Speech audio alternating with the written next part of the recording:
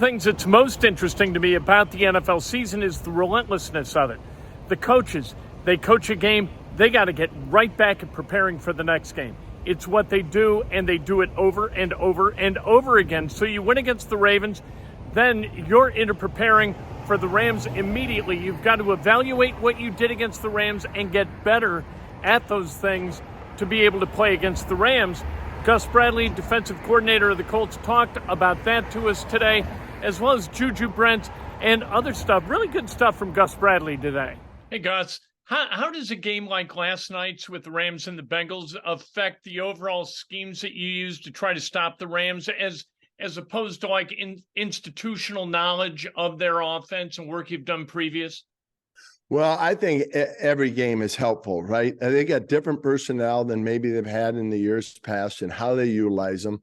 So even though that game was played late last night, that's one of the first things we watched this morning, just to get a feel for, you preliminary kind of put some calls together, kind of how you're going to do it. And then it gives you a chance to kind of go through it one more time. So all information is good information. James?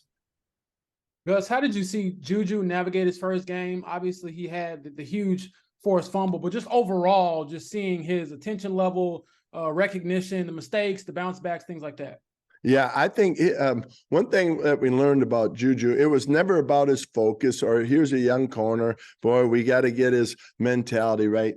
That part was all there. He's got a strong focus, a good mentality, a great competitive spirit about him. It was just getting him caught up to where he has a chance to be successful. So I think that going into a game, you never know how guys are going to react, but he had that poise, that same person that we saw in practice. He came out there and played. And really, the first series, we were a little bit struggling a little bit. We were trying some different things, and I thought we settled down and played pretty well after that. But I think the big momentum change in the game was JuJu's caused fumble. I think that allowed us to come to the sideline, talk through some things, and it just seemed like, okay, let's go back to work. So that was a huge, huge play in the game, I think, as far as momentum as well.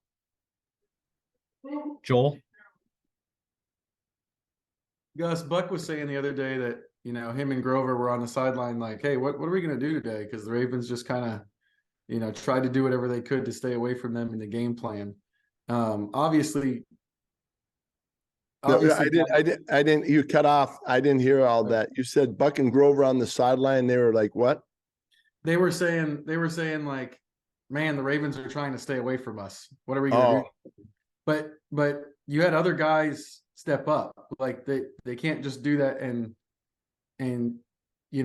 it works anymore. Does that mean like eventually they're going to have to come back to dealing with those two? Well, I think, based on the game and how things are going and, are they running the ball? Are they passing the ball? They attacked us a little bit differently than we thought. We might have thought we'd saw different styles of runs and more of them. But, we had the quarterback, obviously him scrambling and the quarterback draws and things like that. So, but, they get their opportunities to affect the game. They still, when in that last quarter, when the ball was at the logo a couple times and we got into a big front, you saw Grove really step up.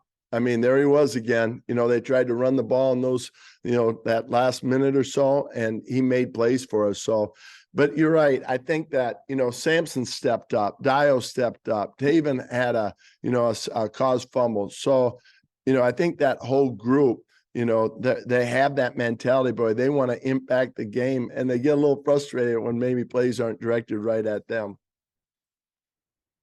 Raven? And kind of speaking to Samson, yesterday, Coach Steichen mentioned that he was named the defensive player of the game. Just what have you seen from him, not just this past Sunday, but just since he got here and how he brings to the defense? Well, in that position, we needed a speed type rusher. And, that Leo spot that you've heard us maybe talk about, that's what he fulfills. And some teams will design runs to attack him. And I think for us, Samson, what he's done a great job is not only just his pass rush and his speed there, but his ability to play the run. He can set the edge, take on, a cut block, a slice block, pullers. He has been really good there as far as setting the edge for us with that. I think that's what makes him unique, probably, a little better than we anticipated.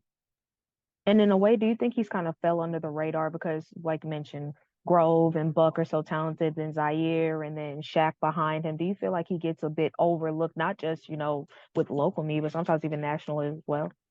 Yeah, I think, I don't know, you'd have to ask Samson how important that is to him. The Samson I know, he just loves to play the game and go out there and contribute anyway. And, that's just who he is. He's unbelievable man to coach and be around because of his focus, and he brings a great deal of leadership to our group. And he's one of those calming forces. I think he fits in very well with a Buck and a Grove mentality. Two more, Joel. Another big play from EJ Speed. You guys talked about making sure he's involved. Just what are you seeing from him through the first 3? Well, he makes plays for us. When he's on the field, something's going to happen, and 95% of the time, it's something really good. Even the critical play on 4th down, he adjusted. He had great instincts, great awareness where Flowers was, adjusted and played it accordingly. So he's a guy that's making quite a few plays for us and big plays. He did that last year too. And I think that's why you saw this year some of the things we're doing, trying to find creative ways of getting him on the field even more. Last one, James. Gus, how would you just gauge the overall containment of Lamar Jackson? I know they had the early play by Julian Blackman where he just missed because the guy's that good, but then obviously late, Quiddy got home and that kind of forced overtime. Yeah, I think, he's a talent, and that was one of our keys to victory was, I don't know if you can ever, I don't believe you can ever stop him from being effective like he is on the run, but you got to contain him. There was a couple of plays where we didn't get the right call where we wanted as far as a line game, and that was on me. So the communication part, but if we'd have lost, we didn't do a good enough job on him, and we won and we did just well enough. But, he's a good player and he has something to deal with now, and his ability to run. And like I said, I think they opened up the pass game more for him. So yeah, he's, always something to deal with. That's Gus Bradley. Really interesting challenge for the Colts this Sunday against the Rams. And if you watched the game last night, you know how to make Matt Stafford cough it up. And that's put pressure on him. So it's all about pressure. You got to pressure Matt Stafford and the Los Angeles Rams. If you get pressure to Stafford enough times, he's going to give you the football. And if you get the football enough times, you're going to win games.